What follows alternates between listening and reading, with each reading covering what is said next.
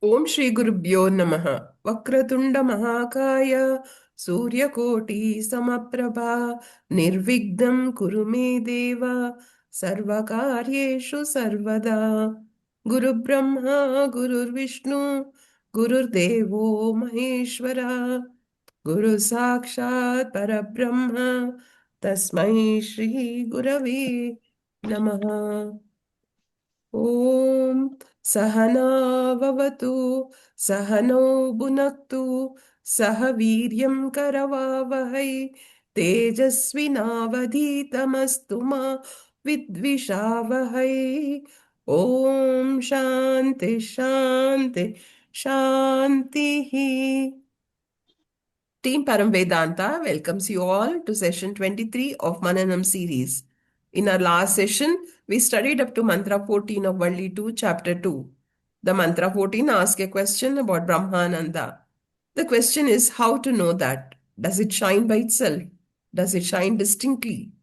Mantra 15 is going to answer that. Today, our revered Guru, Dr. Timmappa Hegde sir, is going to explain in detail to us the meaning of this beautiful mantra, which is a part of Mundaka and Shvetashvara Upanishads also. We can see the message of this mantra in Bhagavad Gita, Atma Bodha and Dakshinamurti Ashtakam as well.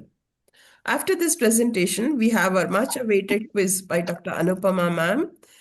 She always brings in the deepest and subtlest form of understanding through her brilliantly framed questions, where answers cannot be found unless there's a thorough absorption. Let us soak ourselves in this unique spiritual experience for the next 1 hour. Over to you, sir. Thank you, Dr. Vasumati.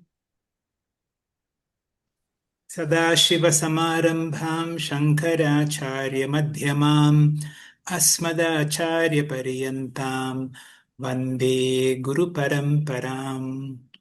Om.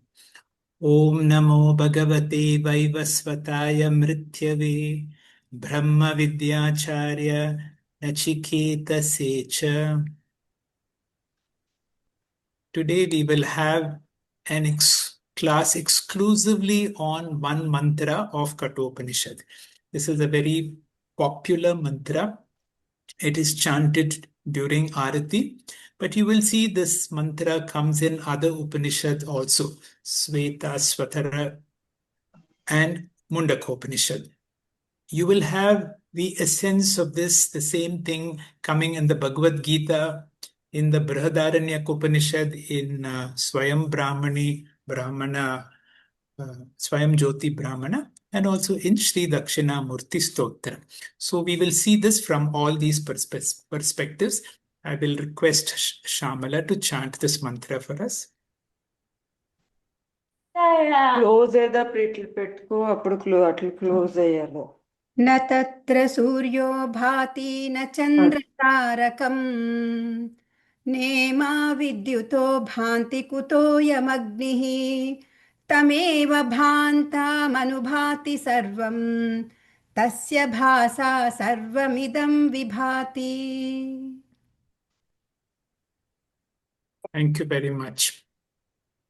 Tatra, it begins with na tatra. Tatra means there.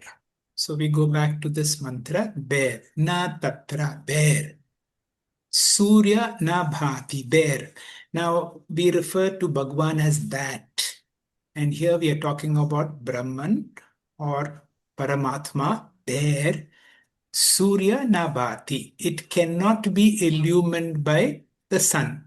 What about the moon? So too about the moon or about lightning or about the stars. Kutoyam agnihi. What about that tiny little fire that we have in our arati when we try to do the arati?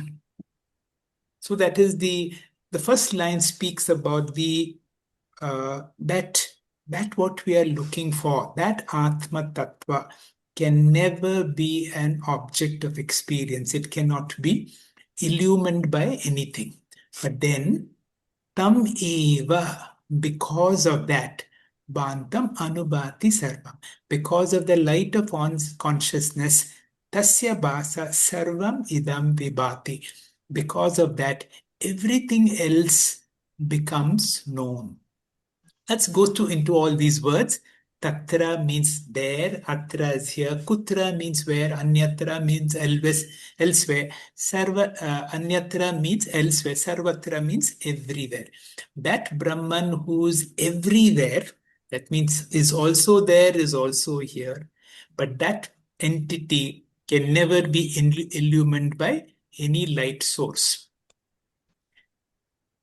Now, Bhantam means consciousness. So consciousness, so if you have to take one take-home message of this mantra, that is consciousness, which is my true nature, need not be revealed, because in every experience you see consciousness. It can never be an object of experience. Tameva Bhantam, because of that self-evident consciousness, Sarva Anubhati, everything else is revealed by that Atma. So the consciousness transfers properties to the body and mind. Surya, Chandra, stars, lightning, fire can never illumine that consciousness. There are few words like Bhantam. Toward the end of this, we have to be aware of what is the meaning of the word Bhantam. That means which illumines. Anubhati, which follows that illumination, which reflects that illumination. And Vibhati. I will explain as we go on. These are the important terms that we should go. Because the same Upanishad comes in different texts, the way it is interpreted in Mundaka Upanishad and the way it is interpreted in Kathopanishad is totally different. Now, in Mundaka Upanishad, the context of Bhantam is in the form of consciousness. That is exactly what I have explained here. And it comes towards the end of Mundaka, and wherever you see this Natatra comes, it comes at the climax of that Upanishad. I'm just showing you after the great mantras like Vidyate Hridaya Granthi and the other beautiful mantra which goes Hiranmaye Pare Koshe. I will request Shamala to chant this also for us.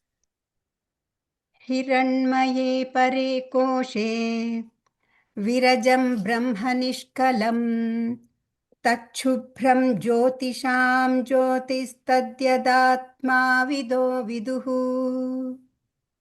Thank you. Those who are the knowers of Brahman, what do they say? They say that this light of consciousness can be called as the light of all lights. It manifests in the form of our Vijnana-maya kosha. And that is why the Vijnana-maya kosha is called Hiranmaye Pare Koshe. And because of that kosha, or because of the light, is Virajam, is free from all impurities. Brahma Nishkalam. It cannot undergo any division.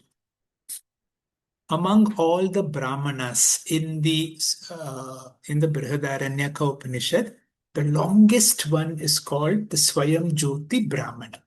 The Swayam Jyoti Brahmana is a discussion between King Janaka and the teacher of Brihadaranyaka Upanishad, who's a constant teacher for so many episodes, and that is Yajnavalika. And there is a nice discussion on what is this entity called light. And from light, we go to the light of all lights. Now, Bhantam, Anubhati, Vibhati, all reflect to something that is shining. Now, we should understand the meaning of light, which is also the light of consciousness, is that principle in whose presence things are known. This illuminator or light, it reveals two things. It reveals itself, and it also reveals various objects around. Now, if there is a source of light, now that source of light will reveal all the objects in the room, and it will reveal itself. Now, in an extended context, our sense organs like our eyes, ears, and so on are also called light. And in Sanskrit, they are called Deva, because of them, so many things are known. Now, all our devas or all our sense organs report to the mind. So the mind can also be called a deva or a sense organ. Now, spoken and written words can also give us knowledge. And therefore, spoken and written words can also be called light. Sometimes, when you have a doubt, you ask somebody who knows. He says, "Can you throw some light on this topic?" And all he does is speaks and explains. And so, through words, also can be a source of light. From all these sources of light, we come to the Jyotisham Jyoti. The ultimate light is the consciousness principle. And because of that consciousness principle, everything becomes known, everything else also becomes illumined. Let us reflect again on this consciousness principle that we are studying, which is called Jyotisham Jyoti, the light of all lights. This whole creation, look at the room around you, is evident because of consciousness. And that consciousness, tameva bantam anubhati sarvam. That light of consciousness illumines my mind, illumines my sense organs. And because of that light of my consciousness, everything becomes known. Now, how do we know consciousness? Consciousness is self-evident.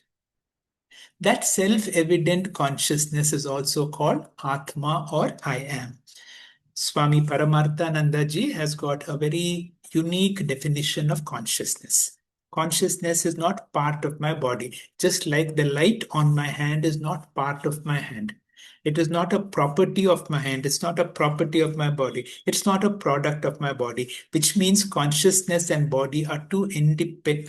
Consciousness is an independent entity which enlivens the body, just like light makes this hand seen. Consciousness is not limited to the boundaries of this body, it is all pervading. It is, in fact, limitless.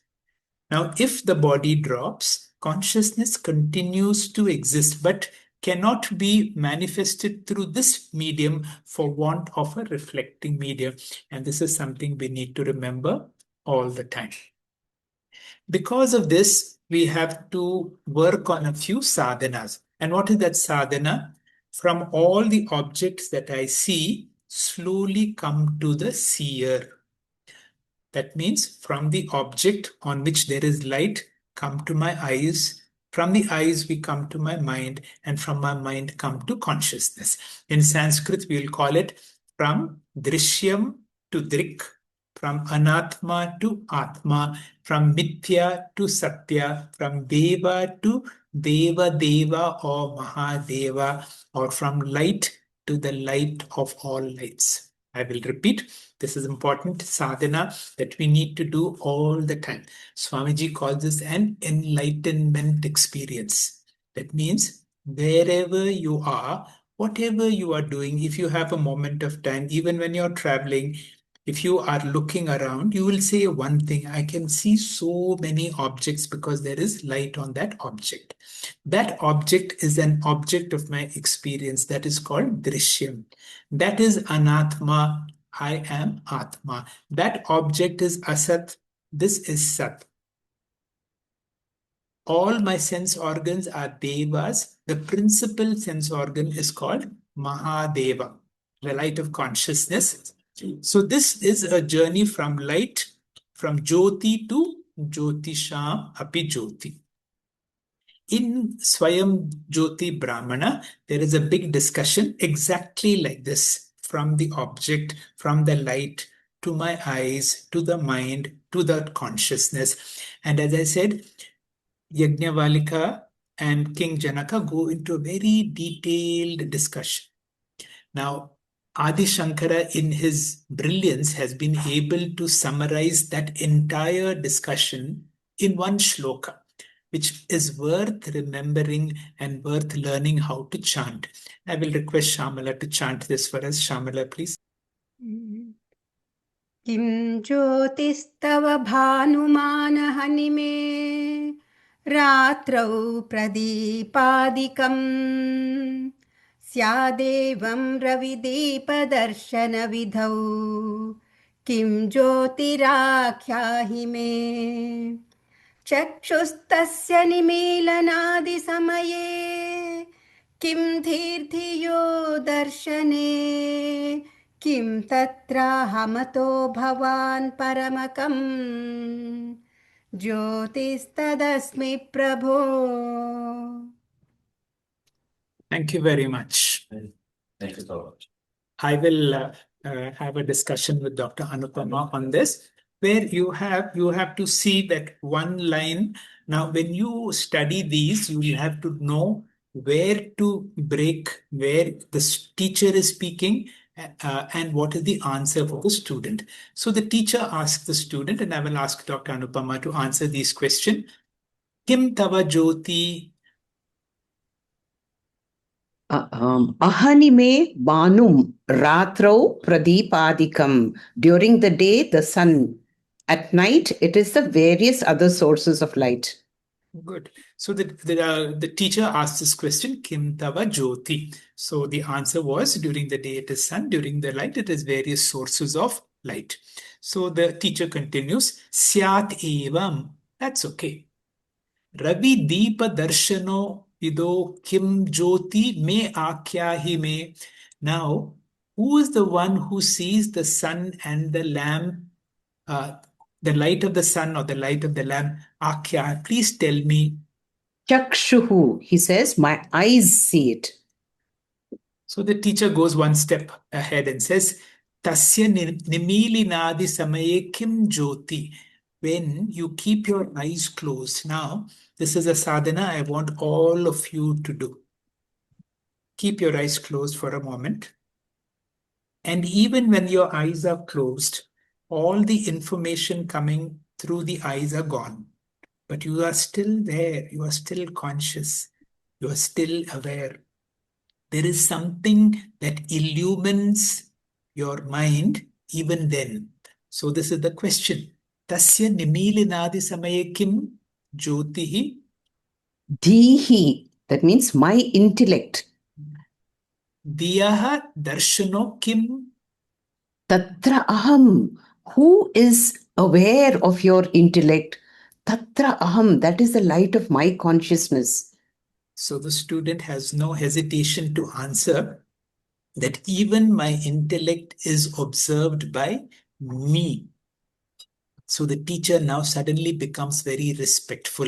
Ataha, he uses a very respectful term because now the student has now elevated to a Brahma Jnani. He has recognized he is a person who has recognized the Atma Tattva, and he uses a very respectful term, Bhavan Paramakam Jyoti.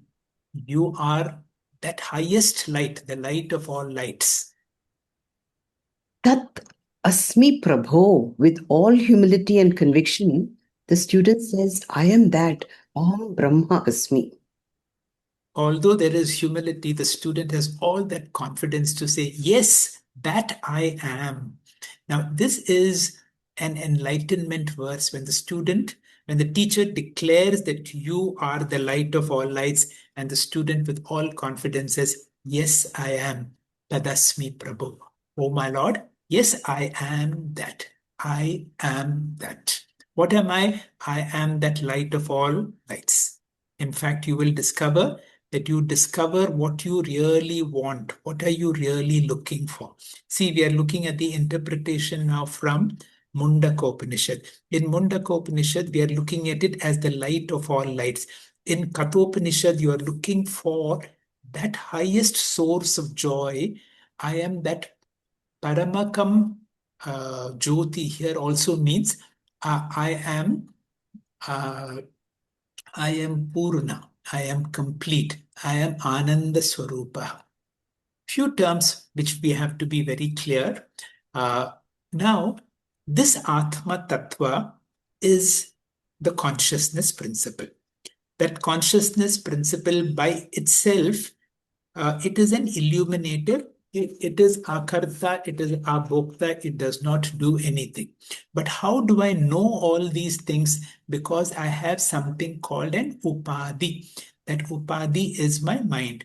When that consciousness illumines my mind, a knower is born, and that knower is called pramata. So we have to be very clear. When the consciousness illumines my mind, the consciousness cannot illumine my body directly. It can illumine my mind. It is just like the mobile signals cannot illumine my phone directly. It has to go through the SIM card. The SIM card is illumined or activated, and the SIM card then will activate the telephone. So the mind now, when it becomes illumined by consciousness, it becomes a knower, and that knower is called pramata. Now, the pramata, to know things, to know anything, I have to use an instrument. That instrument through which I know everything is called pramanam. Now, when you look around, you see so many things. You see it because of your eyes and because of your mind. My eyes and mind together are called pramanam. And technically, or the Sanskrit terms for all the objects that you see are called prameyam. And when I see the wall in front of me, the knowledge I get, that knowledge is called prama. Now, who is the ultimate knower? The ultimate knower is called aprameya, which means the ultimate knower, na tatra suryo bhati, can never be an object of experience. Now, these are terms we need to get it somehow. That means the ultimate knower, consciousness, can never be an object of experience. It is one which illumines everything, but it cannot be illumined by anything. And that is the first line. Na tatra suryo bhati na chandra tarakam nema vidyuto bhati kutoyam agnihi. So that is aprameya. Few fundamental aspects of Vedanta, and I will go through it very slowly. And the first is, the existence of any object becomes known only when it is knowable. For example, now, if this is an example I use all the time. Now, there are 3 horns on my head, but it cannot be known by anybody at any time. It cannot be experienced. It cannot be seen. It cannot be touched. And if I say there is something on my head which cannot be experienced by anybody at any time, will you believe it? That means you can prove the existence of an object only when it is knowable. And that is what is called prameyatvam. I'll continue. An object becomes knowable only when there is a knower. That means only a conscious individual can say there is an object there. And that conscious individual is called a pramata.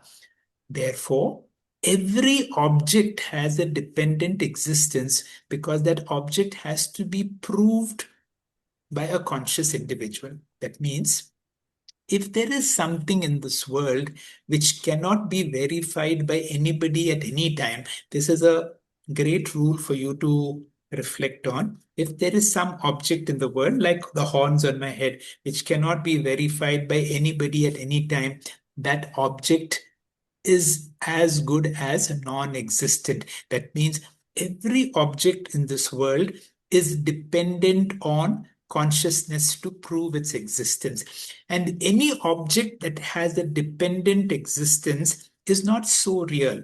For example, another example given by teachers is, now when the teacher says, your beauty, you're looking so good because of your dress and ornaments. That means immediately you will understand the beauty is dependent on the dress and ornaments, and such a dependent beauty is not real beauty. And that is why we call all objects as mithya, because they are dependent on a conscious entity to prove its existence.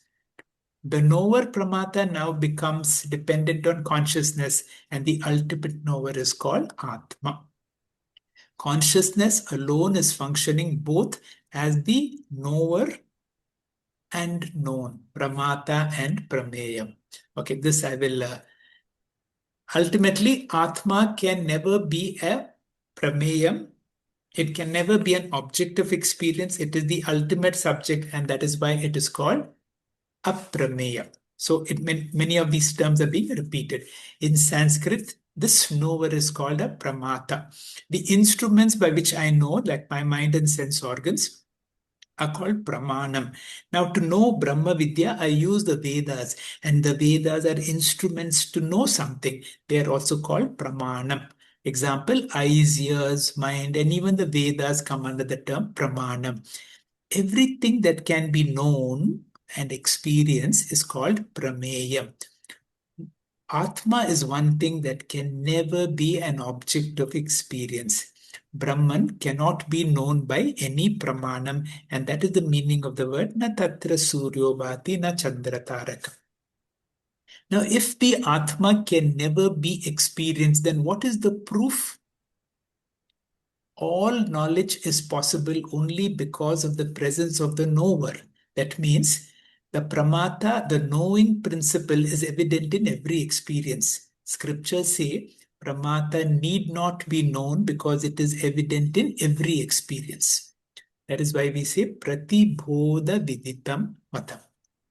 Now, in every experience, you're listening to me, ask this question: who is listening? Is it your ears? Or go back to your mind, go back to consciousness. In every experience, I can come in touch with the experiencer. That is called seeing the seer. And this is the quintessence of meditation. Now, if you want to be in a state of open eye meditation, that means I'm experiencing everything, I'm seeing all the objects, but my attention is not so much on the object. My attention is on the process of seeing and ultimately resting on the seer. This is what is called pratibodha viditam matam. In Kathopanishad, there is another very beautiful mantra. I will ask Dr. Anupama to chant this, please. I shall recite it, sir. Ena rupam rasam gandham shabdan sparshancha maitunan etena eva vijanati kim atra parishishyati etad vaitad. Do you want to say something more about this mantra? So, everything that we perceive, the Shabda, Rupa, Sparsha, Gandha, Maitunan means any interactions that we experience. How do we experience it? Ena, etena, eva. By that light of consciousness alone, vijanati, we come to know. And outside the realm of this Shabda, Sparsha, Rupa, Rasa, Gandha, what else is there? Nothing. Kim atra parishishyati, there is nothing which is beyond the realm of consciousness. Etad vaitad, that consciousness I am. And yetad vaitad? That is the consciousness that Naciketas wanted to know, and it is that consciousness which I am. And Nachiketa, this is what you asked for. Remember, the one, that consciousness, the ultimate seer, the one that I'm talking about is aprameya. Right. Now, we have to say that the world has got a dependent existence. We are now trying to prove it from a scientific angle. Now, how does this whole experience of seeing this world happens? Now, if I see any object, there is a wall in front of me. I can see the wall only for one reason, or for many reasons, of course. One important reason, because there is light on that wall. And when that light gets reflected on that wall, it goes through the lens of my eyes, and an image is formed on my retina. An upside down image is formed, not on one eye, but on both the eyes. Now, there is a transducer now in the retina. Electrical energy becomes light energy, and that information goes into the brain through the optic nerves, through the chiasm, through the optic radiation. And there is a sense of fusion of the images of the both eyes, and there is a very marvelous form of correction. It corrects, what does it do? It takes the images from both the eyes, and then the inverted image becomes a straight image. And now there is also a sense of depth perception. Now I can see the computer screen here. I can see the wall at a distance from behind. So there is a stereoscopic vision. Not only that, it relates to all other areas of the brain. And then I know, janani, I know. What do I know? I know this is a computer. I know this is a wall. And what do I know? In every experience, two things are known. I know the object. I know the subject. One unwritten rule is, I am not that. I am not this computer. I am not that. Can you see that? In Sri Dakshinamurti Stotra, there is a little emphasis on this word, Janami iti. I know that. That is simultaneously two. I not only know the object, I know the subject. So, and I know I am not that. Got it?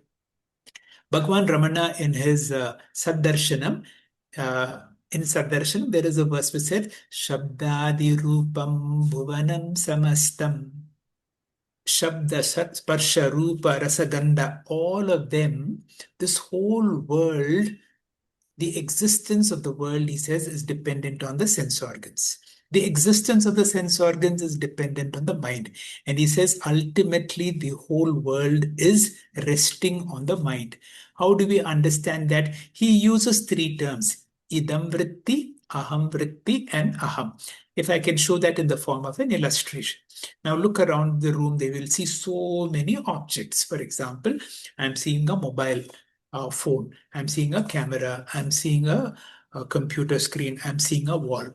Now, all these come into my mind in the form of a thought. In the eyes, they are all images. In the mind, they are all idam vritti. I see a wall, I see a mobile, I see a camera, I see a... So these are all called idam vritti. Simultaneously, I am aware of the pramata me, who is aware of all these things. And that is called aham vritti. So there is one single thought, aham, one person who's able to see so many things. And through Vedanta, we know that aham, my mind, is not the ultimate. There is a conscious entity which is not part of my body, which is not a product of my body. There is that enlivening principle. And that is what we call as Atma or aham. So all our exercise is from idam vritti to aham vritti to aham. Idam vritti is mithya because it has got a dependent existence. Aham vritti is mithya because it has got a dependent existence. Like the beauty is dependent on dress and ornaments. When it is dependent, shabdadi rupam bhuvanam samastam. This whole world is dependent on my mind. And my mind is dependent on my sense organs. Now, these are all what is called janami iti. Let us go to this Bhagavad Gita verse, which is elaborating the same thing. Shamala, please. न तद्भासयते सूर्यः न शशाङ्को न पावकः यद्गत्वा न निवर्तन्ते तद्धाम परमं मम. Again, you will see so much of Kathopanishad has been borrowed in the Bhagavad Gita. Here, Bhagwan Shri Krishna is saying, the first line of Natatra Suryo Bhati. Natad Bhaseti Surya. The sun cannot illumine that consciousness, neither the moon, neither the fire. But if through Guru and Shastra you have been able to see the seer, Pratibodha Viditam, if you have moved from Idam Vritti to Aham Vritti to Aham, and if you have reached there, then Sri Krishna says something. Yad Gatva na Nivartante. That Gatva has to be understood at Yad Gnatva. Once you know that entity, the Aham, once you Tat Dama Paramamava, that is my abode. That is the highest source. And he says, Yad Gatva na Nivartante. If you have seen your true nature, if you have seen your limitlessness, if you have seen your Atma Tattva and know that you are not this body, mind playing this limited role, but the Atma Tattva, then there is no more samsara, there is no more punarjanma. Can you see such a loaded Bhagavad Gita verse which has come from Kathopanishad? There is the same Natatra Suryo Bhati comes in another Gita verse, which we will see. Shamala, please. यदादित्यगतं तेजः जगद्भासयतेऽखिलं यच्चन्द्रमसि यच्चाग्नौ तत्तेजो विद्धि मामकम्. Thank you very much. You will see that previous verse number 6, was talking about na tatra suryo bhati. Now, this verse is talking about tameva bantam anubhati sarvam tasya bhasa sarvam idam vibhati. Shri Krishna is essentially saying, the light of the sun or the light of the moon is essentially my light. That means it is the light of consciousness. It is because of the light of consciousness, everything in this world is existent. Everything is able to shine. Tameva bantam anubhati sarva. Now, not only does it have its light, its existence is dependent on consciousness. Now we have one more term to understand. What is this existence which is dependent on consciousness? In the Sri Dakshinamurti Stotra, the same thing is nicely brought out by Adi Shankara with a very nice example of a pot with many holes with a lamp kept inside. And as the light emerges through these Shabda, Sparsha, Rupa, these holes, and various objects are illumined. And there again, there comes the term janami iti. And once I know me, everything else becomes aware. Shamala, please. नानाच्छिद्रघटोदरस्थितमहादीपप्रभाभास्वरम् ज्ञानं यस्य तु चक्षुरादिकरणद्वारा बहिस्पन्दते जानामीति तमेव भान्तमनुभाति तत्समस्तं जगत् तस्मै श्रीगुरुमूर्तये नम इदं श्रीदक्षिणामूर्तये तस्मै श्रीगुरुमूर्तये नम इदं श्रीदक्षिणामूर्तये. Tasmai Shri Guru Murtaye Nama Idam Shri Dakshina Murtaye. It is because of Adi Guru Dakshinamurti Sadashiva Samarambam Shankaracharya Madhyamam Asmadacharya Paryantam. Because of my Guru, this knowledge we got to know. What is this knowledge? This experiencer I is not just this body-mind, it is that consciousness. To that Guru who has given you this knowledge, you are not this limited body-mind complex. You are that Atma Tattva. To such a person, this is my Namaskara. What gratefulness I am for that entity. Now, we have seen this whole mantra, Natad Suryo Bhati, Na Chandra Tarakam. I will request Shamala to chant it once again because now we will see it from the Kathopanishad context. Shamala, please. न तत्र सूर्यो भाति न चन्द्रतारकम् नेमा विद्युतो भान्ति कुतोऽयमग्निः तमेव भान्तमनुभाति सर्वम् तस्य भासा सर्वमिदं विभाति. Why is the interpretation different in Mundakopanishad and different from Kathopanishad? You will see. Now, this is the discussion between Yamadharmaraja, and we have come to the second chapter, to the last patra of the second Valli, and we are at the very climax. Now, remember, all Nachiketas' questions were there in the previous Valli. Now, just before this mantra, Nachiketa asks a question. What prompted him to ask this question? Remember, we are talking about mantra number 15. His question is mantra number 14. And mantra number 14 question came on the basis of mantra number 12 and mantra number 13. What did Yamadharmaraja say in mantra 12 and 13? Eko Vashi Sarva-bhutantaratma.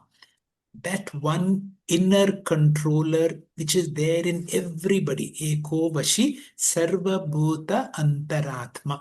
There is an inner dweller within all of us. Vashihi, there is the controller, but there is one. That one is, Shri Krishna says in the 13th chapter, Kshetrajñam chapi mam vidhi sarva kshetreshu bharata. Ekam rupam bahuda yat karoti. Although it is only one, it manifests as so many people. Tam atmastam. That Atma Tattva ye anupashyanti dhiraha. Tasmai Shri Guru Murtaye Namaidam. My Guru has told me that entity is me. That is tam atmastam. To understand that consciousness, ye anupashyanti. Anupashyanti means I got this knowledge because anu. Anu means pashyanti means to see. See clearly because of my Guru and Shastra. Dhiraha, the spiritually awakened person. Tesham, now there is a promise, I put that in red. Sashvatam Sukham, such a person develops permanent happiness. He has got not Vishayananda. That means when I enjoy some food or have a nice experience somewhere, it comes and goes. Those are called Vishayananda. But to such a person who has Anupashyanti Dhiraha Tam Astmastam, such a person gets Sashvatam Sukham Na Itaresham. All the others experience only Vishayananda. Now there is another beautiful mantra in 13. Nityo Anityanam. That person who is able to see who is that permanent in the impermanent. Example, my body. My body and mind, I know, is growing, graying, going. That means it is anitya. But within that anitya, there is a consciousness individual. That is why I say this example all the time. You have been awake, you have slept, you have dreamt, but there is one constant entity. From your childhood till now, if you look at your photograph, every 7 years you've undergone a change. But what is that nitya anitya? Chetana, Chetana's nam. That means in that conscious entity, my body is also conscious, but this is borrowed consciousness. My mind is also conscious, but what is that which gives consciousness to my body mind? Eko bahunam yo vidadati kaman. It is none other than Ishvara. Go back to 8th chapter. In the 8th chapter of the Bhagavad Gita, Arjuna asks a series of questions. And one of the questions he asks, Bhagavan, who is this Adi Yajna? And Shri Krishna replies, if you remember, Adi Yajna aham eva. Adi Yajna is the karma paladata. The one is yo vidadati kaman. Now, if I do any good job or if I do any job, is my action important or the motive with which I do that action? It is the motive. Who will know? Somebody who has access. And Shri Krishna says, I am Adi Yajna. I am inside all of us. Eko bahunam yo vidadati kaman. There is a Shri Krishna principle in the form of Ishvara in all of us. What is that? Tam atmastam ye anupashyanti dhiraha. The same thing, but you see a small change in the last line. Tesham shanti sashvati na itaresham. See, there are 3 things all of us want. We want shanti, we want sukha, and we want security. Swamiji began all his teaching by saying 3 things all of us are looking as peace, security, and happiness. And this peace, security, and happiness, is it for the time being? No, we want it sashvatam. Sashvatam security, sashvatam shanti, and sashvatam sukham or ananda. And this mantra says, tam atmastam ye anupashyanti dhiraha. Such a person will be given sashvatam Shanti, Sashvatam, Sukham, and Sashvatam security. Now this little boy gets a question. Can you tell me about that Anirdesham Paramam Sukham? That joy, that Brahmananda, can that be Bhati, Vibhati? Can that be an object of experience? I want to see that. I want to experience that. This little boy, Nachiketa, is asking Yamadharmaraja this question. I want that.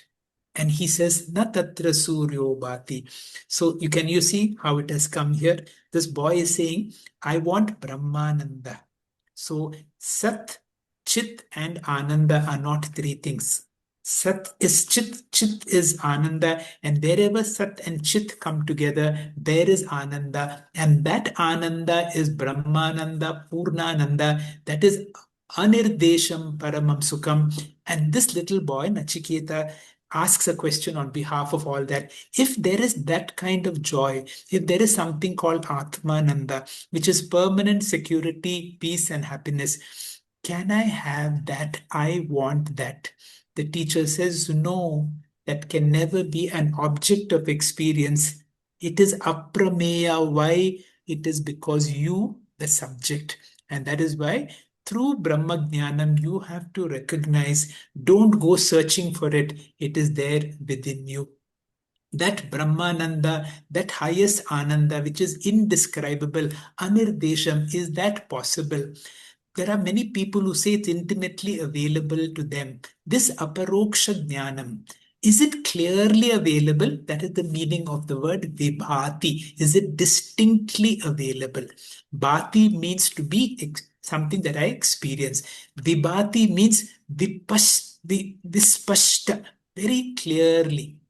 And vividam, or in multiple ways, or visheshena. These are many meanings of the word vibhati. Anubhati means because of that light of consciousness, there is something that is reflected. It is reflected in my mind and in my body. And because of that, I'm able to experience all these things. Finally, I will conclude by who is this I am? Whenever you say I am, two things you're automatically saying. You're saying, when you say I, you're saying I am conscious, because only a conscious person can say I. This table cannot say I. When you say am, you're saying I am existent. This word I am is a beautiful word, and I want you to have a new term for this I am. Bhagwan Ramana in the Upadesha Sara gives a very nice verse. He says, Sattva Basika Chit Kvavetara Sattaya Hi Chit Chittaya Hi Aham. He says, where is that consciousness apart from existence? Consciousness and existence are not two entities. I am conscious and existence. I am a combination of both. Whenever I am together, I am that. Where am I together? Wherever in deep sleep, consciousness and existence have come together. That is why in deep sleep, our Ananda is equivalent to Paramananda. It is equal to Brahmananda. It is equal to Atmananda. If you want a taste of what Paramananda, Brahmananda, Atmananda is, when I am in deep sleep, when I have no sense of limitations whatsoever, there is no sense of time, there is no sense of place, there is no identification with the body.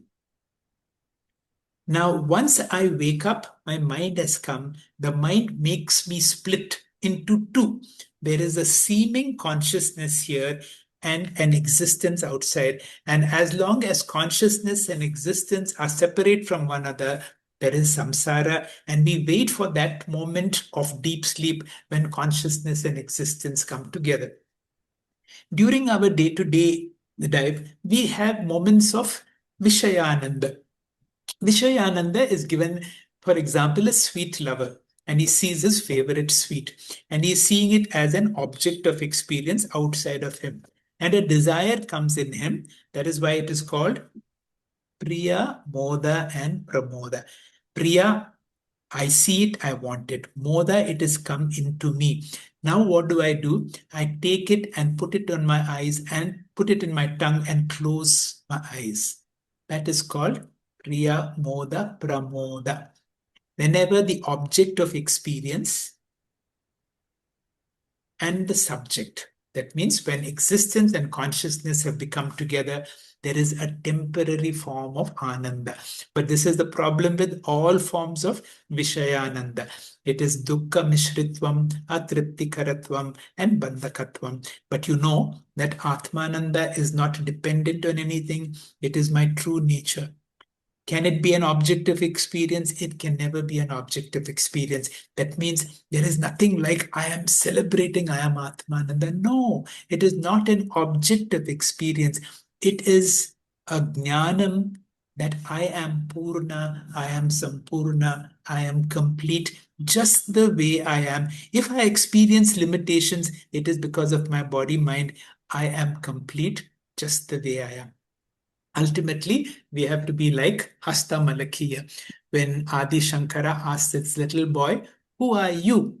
This boy who had never spoken got an opportunity to tell Adi Shankara, Sa Nityopalabdhi Swarupoham Atma.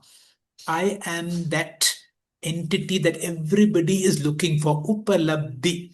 I have attained that all the time. My nature is Swarupa Aham Atma. Sanityopalabdhim Swarupoham Atma, which is equal to that Mahavakya, I am Atma Brahma. And this is what is called Atmananda. And this is the meaning of this Natatra Suryo Bhati in the context of the Kathopanishad. Have we understood this? We will go through this very quickly in the form of a question answer session. Dr. Anupama will have a teaching quiz. Dr. Anupama, please. Shri Gurubhyo Namaha. Thank you, sir. I think I will not recite this Natatra Suryo Bhati as you have explained in detail. The gist of this mantra is, which of these? The sun lends luminosity to the other celestial luminaries, or with respect to Brahman, Surya is an independent source of light. Atma is ever the subject, never the object. Agni as Arati reveals the Lord. Consciousness cannot be experienced without experiencing the world.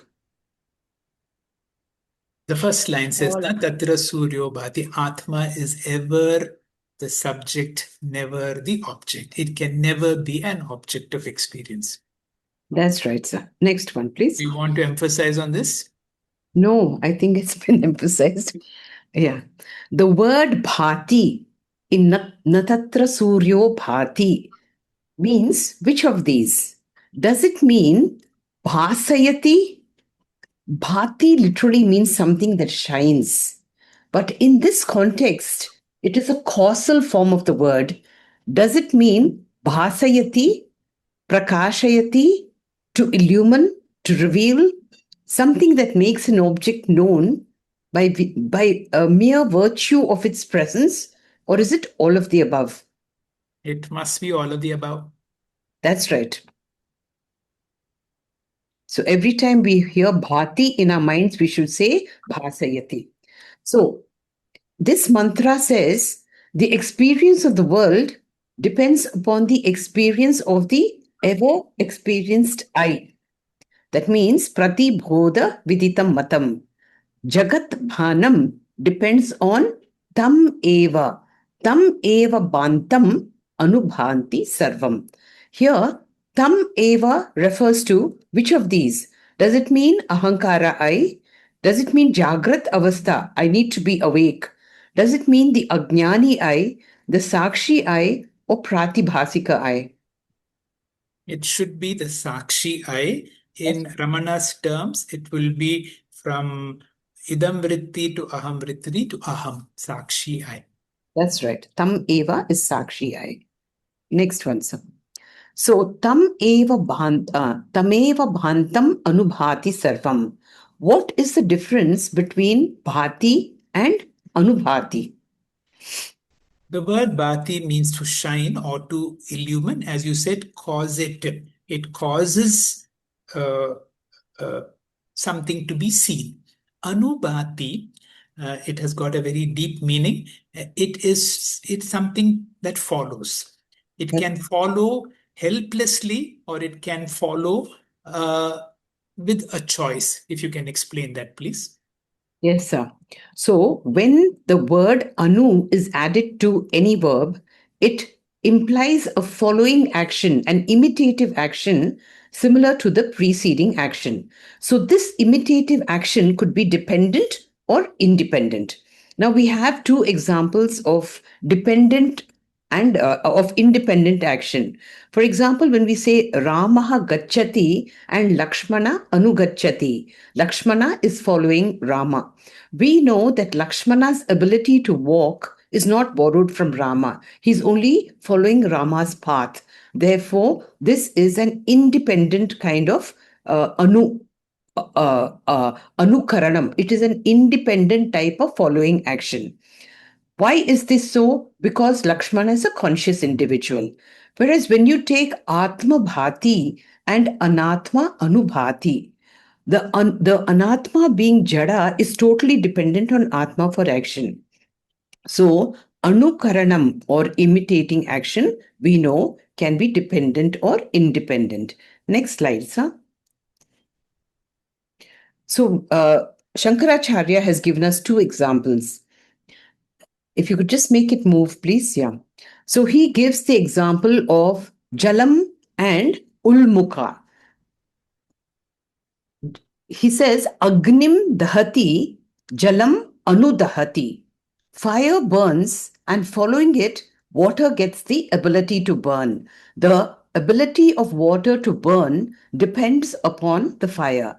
Similarly, Ulmukha. Ulmukha is the torch which they used in those days. The burning power of this torch depends entirely on fire. Next one, sir. In the case of Guru and Shishya, Anukaranam could be the independent kind.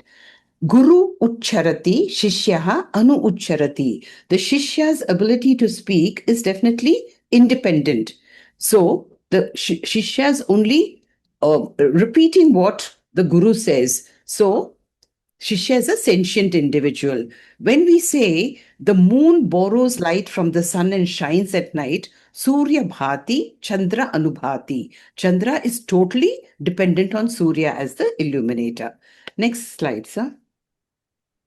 So Atma is sentient, so it illumines. The mind, we should always remember, gets sentiency from the Atma. Mind is an imitative illuminator, something like the moon. So how many illuminators are there in all? It's only one Atma. Sarvam anubhati. Anything else that illumines is only borrowed ability. Next one, please. Yeah.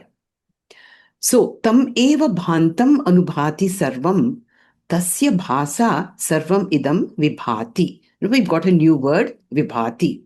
What is the difference between bhanam and vibhanam? You have already explained. I will explain again. Bhanam is to shine. Vibhanam can be three ways. Vispashta, clearly shine, or Vividam Bhanam, in multiple ways, or Visheshena, in a very special way. Yes, sir. But in this context, we take the vividhena vibhati. So take a very simple example of the sun. When the sun shines during the day, we call bhanam, Surya bhanam.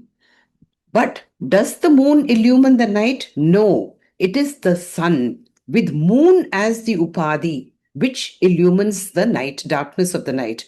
Therefore, we say the sun vibhanam at night. Actually, it is the sun using the moon as upadhi that is illumining the night. So during the day, sun bhanam. During the night, sun vibhanam. Next, please.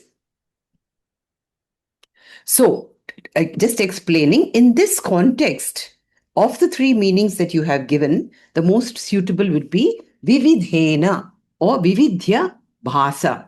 When Atma illumines the mind becomes sentient. When Atma illumines the world, it is through the mind. So it is vibhati. So always remember, bhati is only one. Atma only illumines the mind, and through the mind, the rest of the world. So vibhati is many. Why? Because there are many minds. Each of us have a mind. Vividham bhati means vividha antakarana dvara, through various minds, vividha indriya dvara, through various sense organs, and vividha pramana bhara, through various instruments, we can get to know things. But Atma eva vibhati. Whatever we are perceiving anywhere, we should ultimately know that it is through Atma alone. Atma eva vibhati. So during Shushupti, Atma bhati. And during any other experience, it is vibhati. Next slide, sir. If Anatma cannot know anything, how is the mind capable of knowing? The mind has the ability to reflect consciousness and be enlivened. So it is a borrowed consciousness. It is vibhanam. That's right. So whenever you say the mind knows, we're actually saying Atma knows through the mind. So we know through Drik Drishya. Absolute Drik is the consciousness which enlivens the mind. Through the mind, the sense organs get secondary Chidabhasa, and through the sense organs, the world is illumined. Next slide, sir. So, why can't we say Atma borrows consciousness from Anatma and vice versa? It could be mutual. And also, is it possible that Atma borrows this ability to illumine from elsewhere and lend it to Anatma? When we say Atma is the source of light, Anatma has no independent light, and therefore there is no way that Atma can borrow from Anatma. So Atma, it is only one way, it is from Atma to Anatma.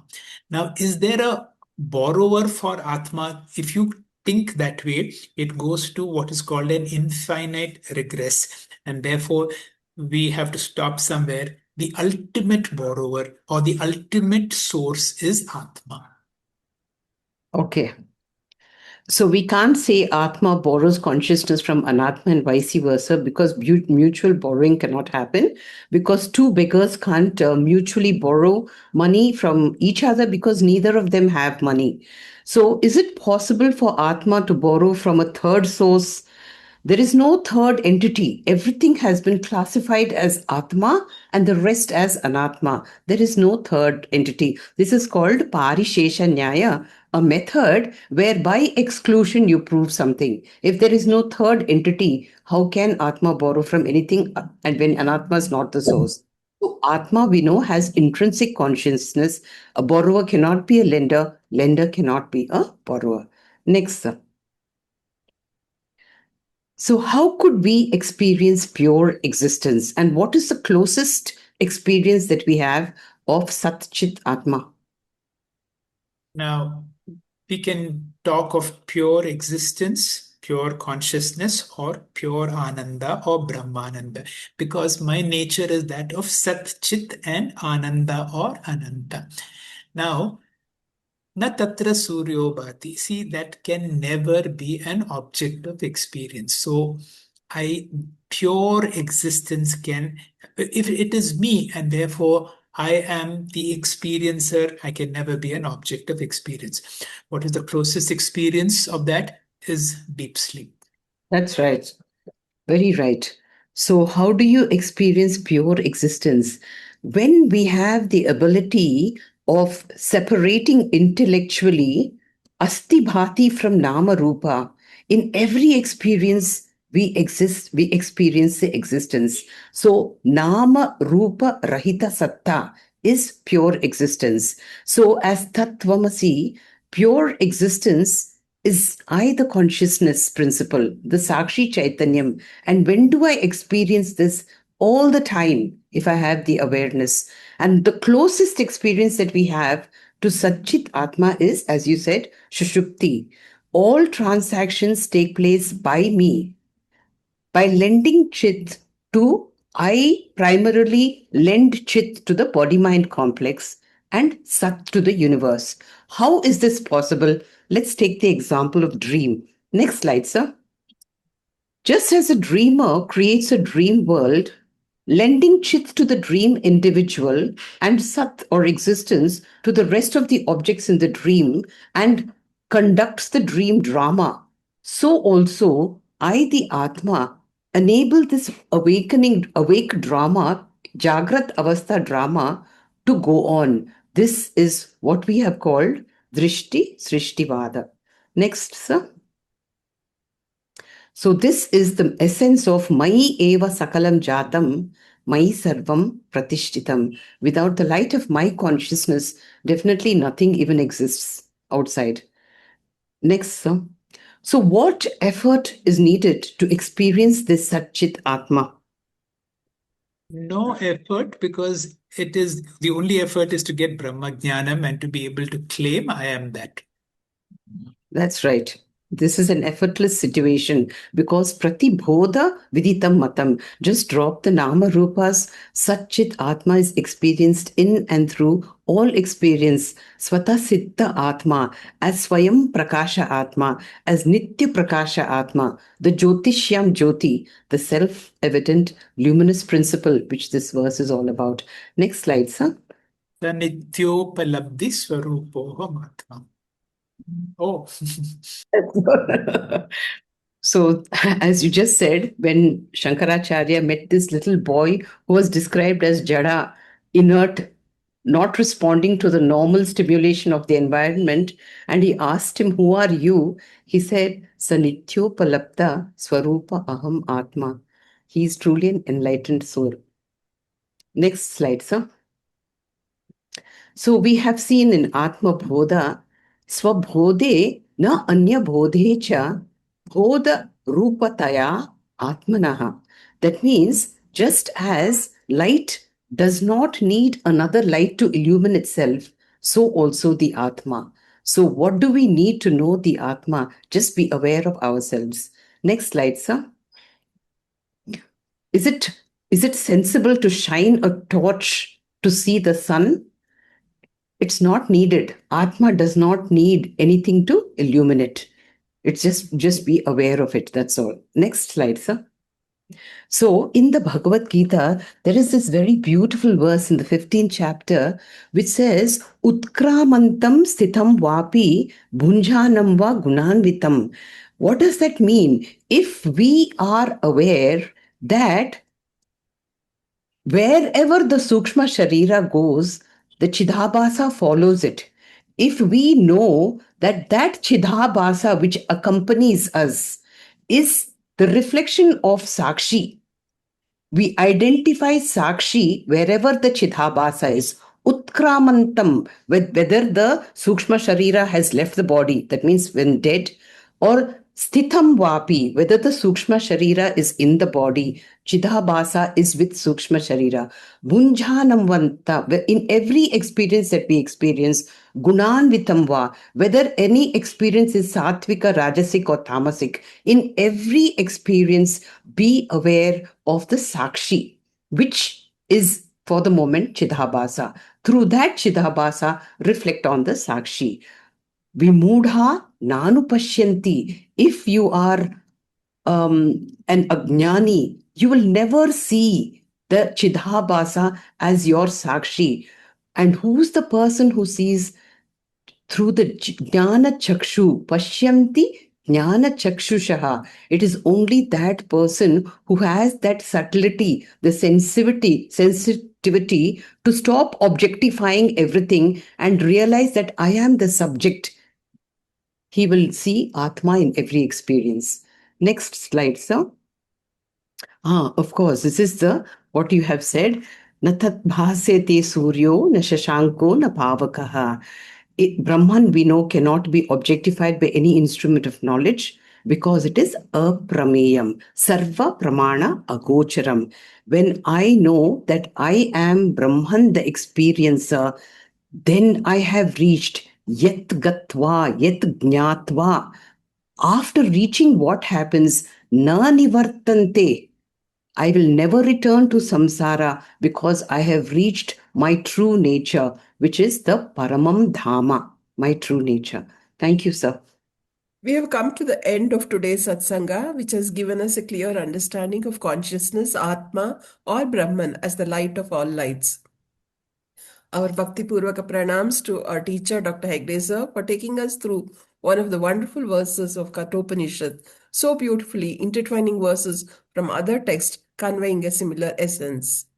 Thank you, Anupama ma'am, for the very well-crafted teaching quiz, which has cleared our doubts and has further deepened our understanding. Param Vedanta thanks each one of you for your continued interest in pursuit of Atma Vidya through our series of sessions and also for your positive feedback.